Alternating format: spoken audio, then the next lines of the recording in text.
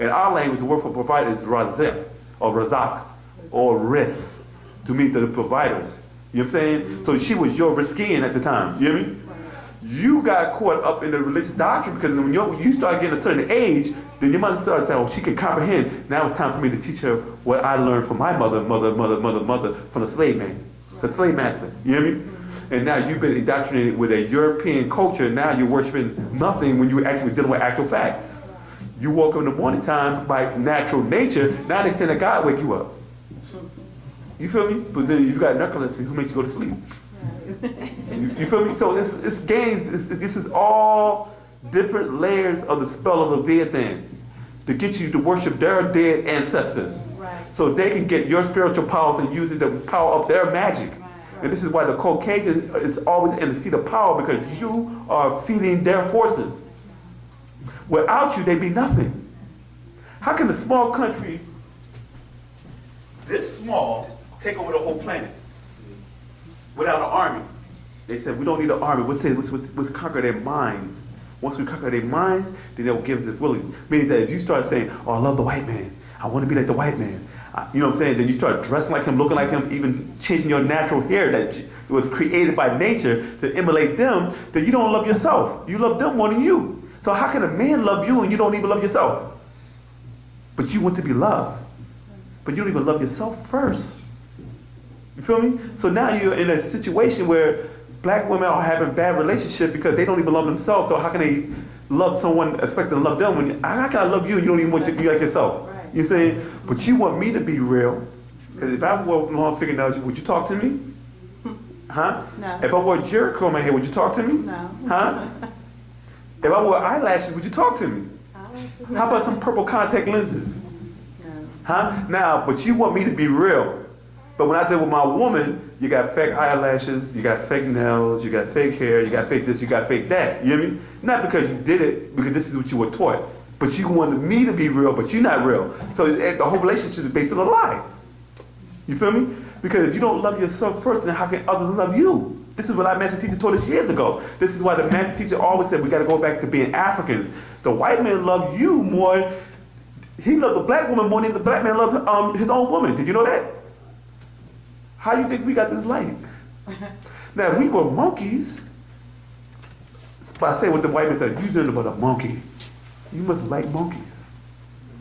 Because you put monkeys, you know, organs in your mouth and your body. You hear me? Primate. You hear me? But if we're such beasts, like you said we are, and uncivilized, why are you having sex with animals then? Right. Huh? Why is it the white man is walking down the street with black women, they got naturals, dreadlocks, or braids, but he's not walking around when nobody got perms and you know, looking like the white woman? Because he said, I want the real one. I want the real deal. That's what he was attracted to. If he wanted a bootleg white woman, he can go and say, well, I got the real thing at home. I don't need no fake. I got the real thing.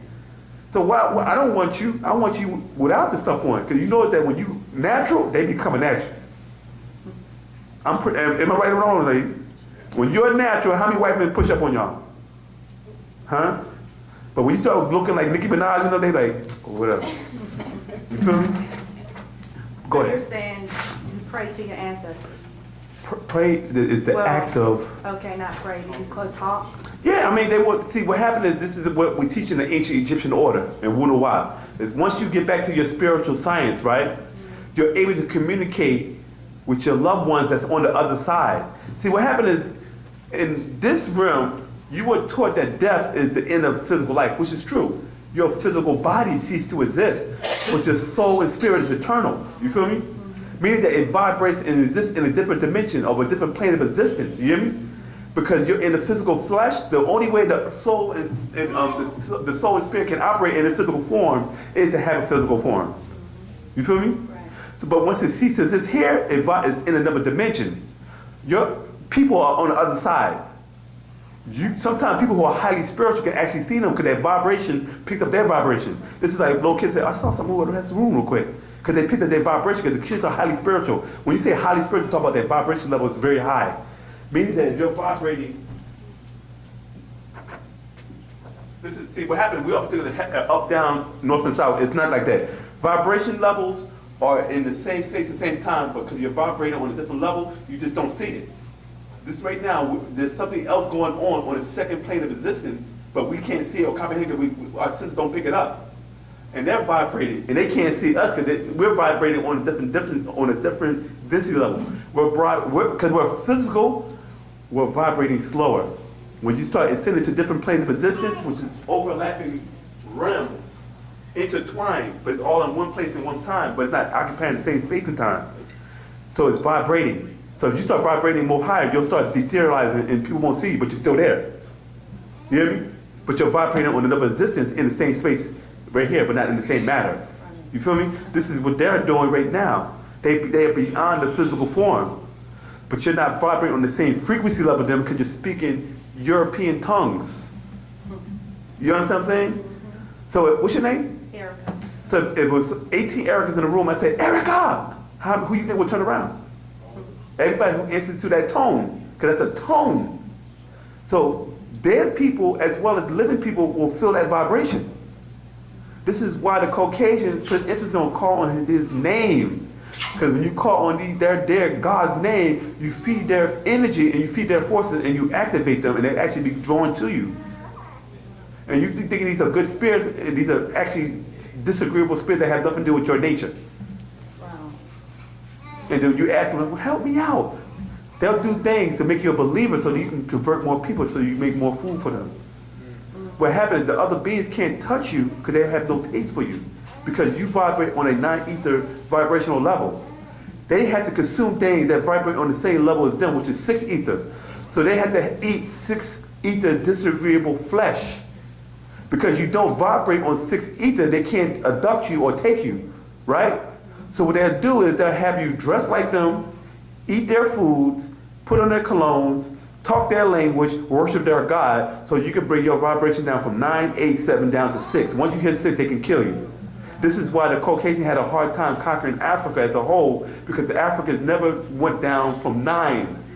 How was these Africans able to defeat advanced military armies in that day and time with primitive weapons? Because they were protected by the forces of nature. But what happened is when they brought the religious doctrine into Africa and started converting people through Red Cross and WHO and different health organizations, right? When these people were supposed to die according to nature, you intervene and say, here's a bowl of rice. You hear me? Now they say, oh, thank you. I say, yeah, and this is all brought to you by Jesus Christ. You hear me? You can thank him for that. Don't thank me, thank Jesus. And next you know, these people convert to religion. I'm seeing Muslims right now that's African fighting their same tribal members because they're of different religions, but of the same bloodline. And then now you're seeing Africans being conquered by Indo-Arabs, Caucasians, Dutch, Irish, and Belgians, and Germans, and so on. So, and French and the British are going to different parts of Africa conquering them. But what happened is, if you check out African history, they had the most problem with a particular tribe, like the Zulus, who didn't want to convert to Christianity. So they had a hard time beating the Zulus. They had a hard time beating the Khans, or the Ashantis. And they had a hard time beating the Nubians of ancient Sudan. You know what I'm saying? Because these guys were into animism, which is dealing with their natural nature or their natural culture. You know what I'm saying? They didn't want to convert to religion, so they were protected by the forces of nature of the planet Earth itself. You feel me? And they were being defeated. But all you had to get was one Negro to betray you. Because it happened that the Caucasian couldn't openly touch you. When he realized that every time he tried to attack you, he was getting attacked by nature. Either by way of mosquito, and what happened in Africa, the mosquito was the white man's kryptonite. Did you know that? Because what happened is the white man has no immunity to malaria. We did. We wouldn't die from malaria. But anybody who came into Africa would be bitten by a mosquito and they would die from malaria. You know what I'm saying? This is how nature protected you from the Caucasian race. So what the Caucasian race did is he kidnapped an African, raped him, created a mulatto, and sent him back in Africa with the Bible saying, hey, take this right here, and use our own people to enslave us. And took the Quran, here, take this and go to Africa and made them Muslims. And this is where the Moors who converted to Islam were starting to abducting Africans out of Africa because the Caucasian couldn't go there and do it himself. All he did was wait at the train station, hey, what you got for me? And took him to the boat. You know what I'm saying? They used our own people who converted to religion to take us down because they couldn't do it themselves because they tried it many times and failed. Yeah. Did I answer your question though? Yeah, it did. Thank Okay. you. Any other questions? Yes. And with that, I'm going to class over to my brother, Hun-Tui Sanan Atunreye.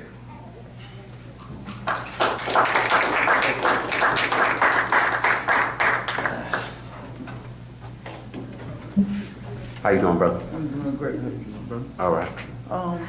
My question was, I was raised up in Christianity and, but I had other members that was Islam and Right. everything. But it's, I was newly introduced to this about 1999 to the Wu-nuwaup text. It came to me by another brother, and it kind of like, it was kind of blurred to me at first. Right. But, I started accepting it for what it was and seeing the lies and the truth in what Dr. Malachi York taught. And, it's kind of hard for me to reach back to my family and preach to them and and talk with them about the doctrine that Brother Malachi York taught. And it's like I was raised by my grandmother and aunts and uncles and stuff, and I used to try to talk with them about this, but it's kind of like hard. But my question was, with them being brought up by the spell, Christianity and stuff, when they pass along, how does that, me trying to talk with them, how would they, be, I guess in the book it say judge, in the afterlife, how would, because I can't reach back to them, how would they accept it? Well, what the master teacher explained, when they get to a certain age, right, those beings will be judged by how closely they stick to what they accepted. Follow? So you have to remember, when you pass on from the physical life into the spiritual world after leaving your body, you're judged based on your experiences here. You as a human being are a sum total of all of your experiences. So all of the things that they said, this is what is right, and they did, this is what is wrong, and they didn't do, that's what they're judged by. Okay, follow? So, but what you have to understand though, because you made a good point of trying to reach your people. One thing you have to realize is that it's going to be difficult for you to reach them if you are not a living example of what you're saying. Yes. That's very important, because there are certain things that the master teacher has prescribed for us as being the good doctor that he is. And you can't just be lip service. Exactly. You have to live this doctrine. This is a living, working.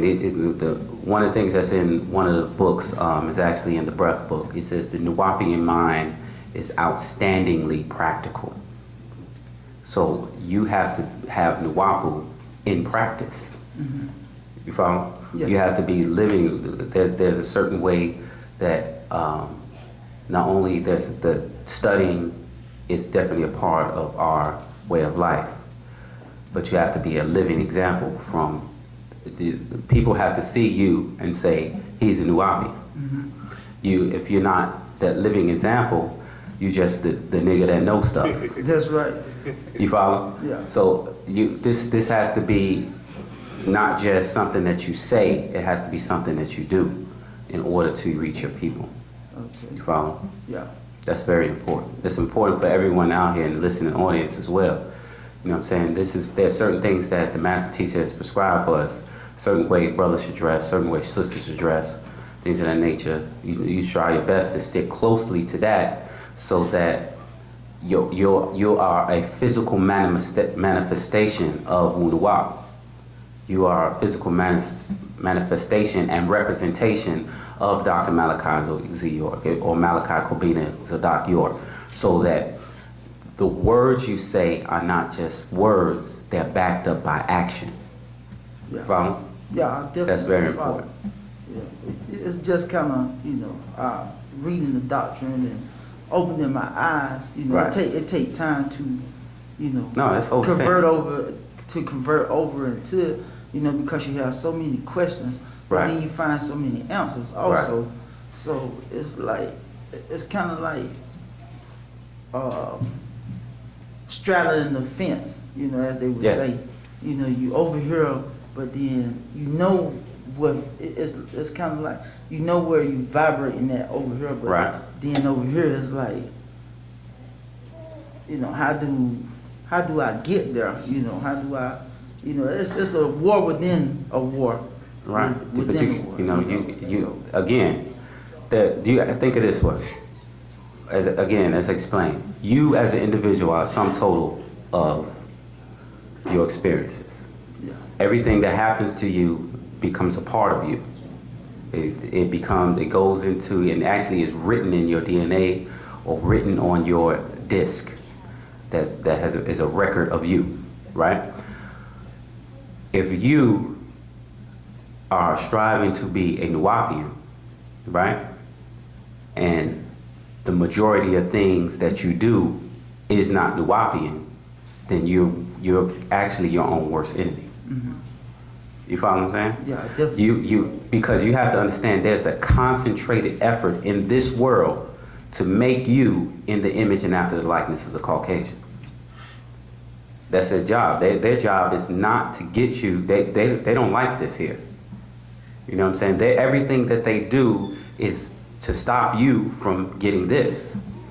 They want you to go to their schools, get their education, program your mind to think like them to perpetuate the system. That's their job. So you have to be diligent in your practice, in your daily life, to get Wu-nuwaup in as much as you can to reverse that. Because the master teacher has the formula to break that spell. It's not just, okay, I read a couple of books and now I'm heavy, I'm deep, I got it. This is a daily practice that has to be implemented in order to break that spell. Follow what I'm saying? It's not just reading a couple of books. That's part of it. Reading books is definitely a part of it, but it has to be put into practice. It has to be applied on a daily basis. So, you're here, you know what you got to do. Yeah. You know what you got to do. I definitely. So just do it. Put your Nikes on and just do it. All right, thanks. Y'all just showed up. I'm putting y'all on the spot. Y'all just got here late, so go ahead and ask a question. How y'all doing this evening? That's great. That's great. It's good to see you. Go ahead. Being that this is my first time here, would you mind going over the daily practice? Okay, well, one of the things we do as part of is we have a chants 939. So if we'll see if we get you a copy or get your email address that mail you the chants. That's important. Those different times are important for us to be in tune with the planet. We chant in that tone of A, which is, again, if you come here, being this your first time, hopefully you'll be here on Thursdays. We get into chanting and you learn how to chant. We chant with our 24 elders, our Supreme Grand Council of 24 elders. One of the things that's important for us to do is to learn our language, right? Because us as Nuwaupians, like I like to say all the time, we are African people, but we think in English. Therefore, we are out of our minds. So one of the things that we do is we do our best to speak our language, which is that's ancient language of Nuwaupu, which gets us back into our tones, our natural nature, which we have gotten so far away from. There are things that we do before we eat. The master teacher explained that when you're eating, the first thing you should do is to you rinse your mouth out with hot water or warm water. Yeah, excuse me. You rinse your mouth out with not hot water. Please retract that. This is a disclaimer. Do not use hot water. That brother said hot water. Now my tongue is blistered. Not hot water, warm water. right? That's the, cleanse the palate, get you to prepare. So he said once you get your food, you smell it, that begins the brain, the process of actually the digestive process. He said, because once you put the food on the tongue, the first thing that happens is that it goes to the brain, and the brain decides where all of those things go. You follow? He said then you say a prayer, small prayer for to the Natharu. Say a small prayer for the person prepare your food. Then you eat, and after you eat, you rinse your mouth out with warm water again, not hot water. Do not use hot water. Okay. All right. But those are also, we as our brothers, we have a uniform. We basically wear black and gold. We wear our fez. Sisters wear Wu-nuwaupis. They wear the bindis. It's part of our culture. They have what's called an acid braid that they wear on the side. Also called a side lock that they wear. Is that like a fez? No. It's actually a braid that they wear on the side. You see some of the sisters. She's talking about the crown. Yeah, this is like a fez. For the women, is this I don't know what a bindi is. Okay, bindi is like, you'll see it's a little jewel that they put in where the third eye sits. Sister has one on. See that first? Right.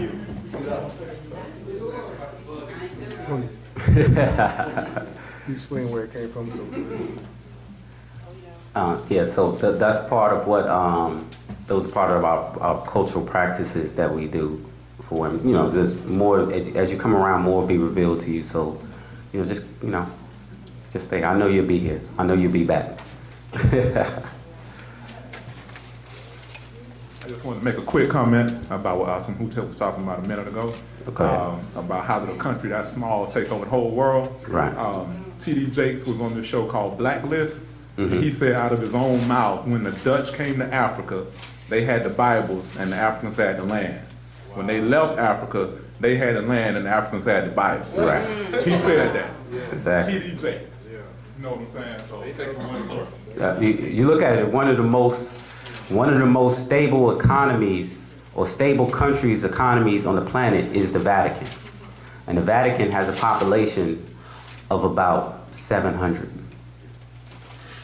And they have an influence on the entire world. Any other questions? Go ahead, brother. Real quick question. And this is in reference to shams that are seen on the planet. I've seen on YouTube where they actually have, where Pops, they had the actual sham that looks like the crowns. Right. And they're in Florida. Where are those shams coming from? Are they coming from inside our planet? Are they coming from other galaxies? Where are those shams coming from that actually look like our shams? Well, you have to be, careful what you see on YouTube, and those videos and things, and like, because you have a Mac computer and you can reproduce a lot of these things, computer generated, so if you can watch a movie, right, and be moved by what you see on the cinema, and to the point where you moved emotionally to the point where you almost think it's real because of what you see, same thing could happen on the YouTube, so you have to be careful. And a lot of times, these crafts that you may see, you have to be careful because you don't know the origin of those beings. This is one of the important things that's needed by why we need our God, to let us know what crafts of what, who are for what, who are for us and who are not.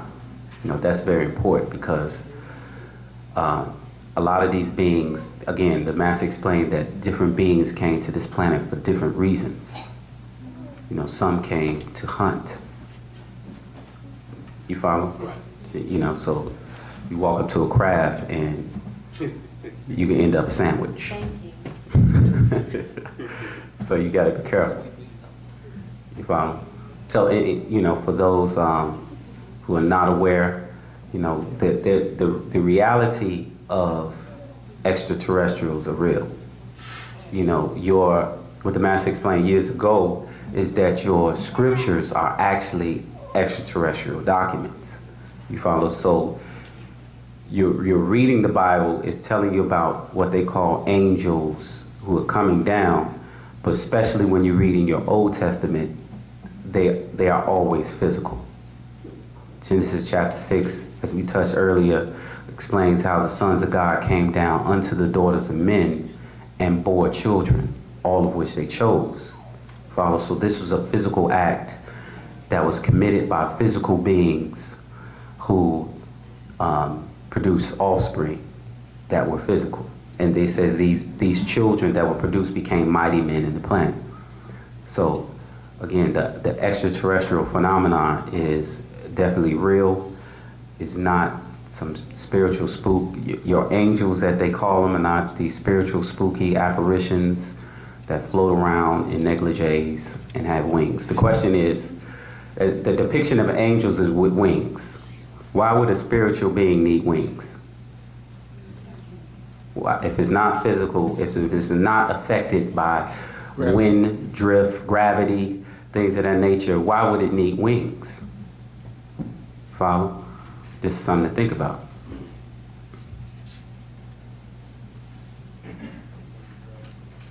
Like, it's my first time coming. Okay. It's good to have you, bro. Thank you. When I was young, I went to Catholic school. Right. I don't worship a white God.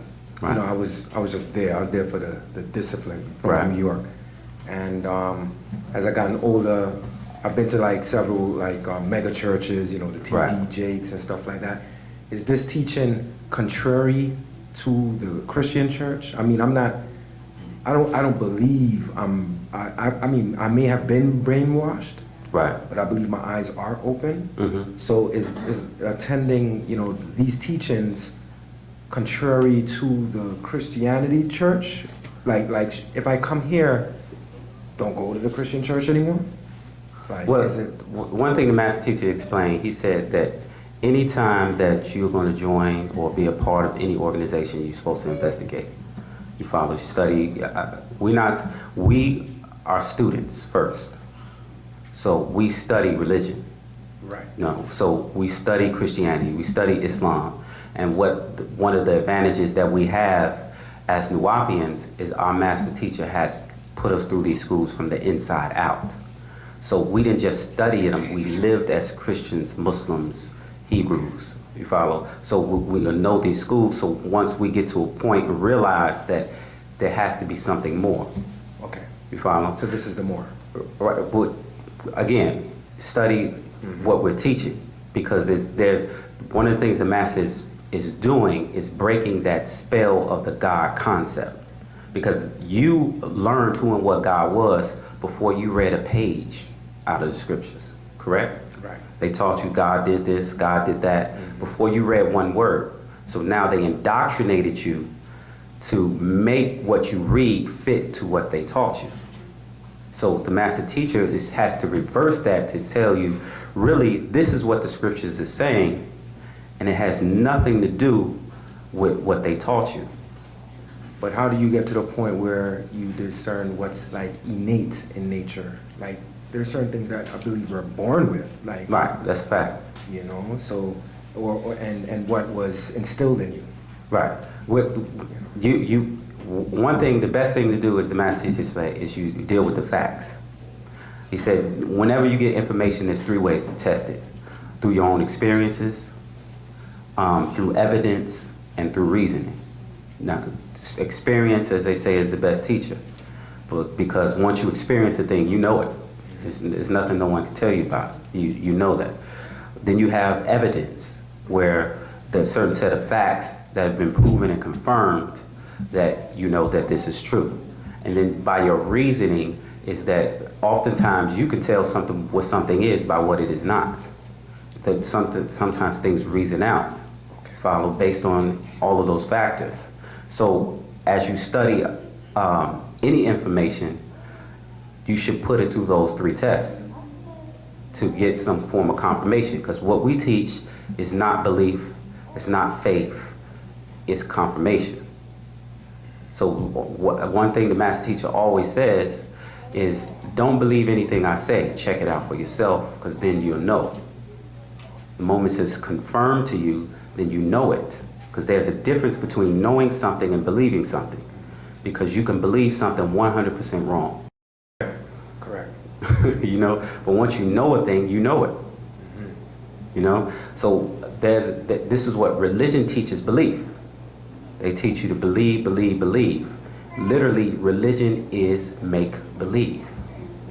Yeah. You follow? You've heard of make believe when you was younger. That's what religion is. They make you believe it, whether it's true or not. Whether it's and what happens is, even if you get to a point where you, in your religious practice, something that has been confirmed to be true, which is contrary to what you teach, that's taught in your religion, you're still taught to believe. When something is, the facts are here that says, no, that couldn't have been. But so we as Nuwaupians, we deal with the facts, we deal with confirmation. So you, and as an individual, really that's how you live your life. For the most part, you deal with things that are confirmed. You deal with things that are real. You know, if I say, give me $100, I'll give you $200 tomorrow, you want to know, okay, well, how is this going to happen? I need some more information. Scratch your head on that. You know what I'm saying? So in many instances, people are more cautious with their money than they are with their soul. Because they'll live their soul to this belief system that hasn't been confirmed. Right, because they don't see their soul. Right. When you see money. Exactly. Not only that they don't see their soul, they don't see their God. They don't see their religion. They don't see anything has been confirmed. Outside of the pages of the one thing the master said, when you go into the religious scriptures, there's no confirmation of anybody outside of in the Bible outside of it. There's no proof of an Abraham outside of the Bible, or Moses, or the different characters. You follow? There's no confirmation of them. But you have like descendants of. Say it again. You have descendants of those individuals though. Physical descendants. Well, that's the problem.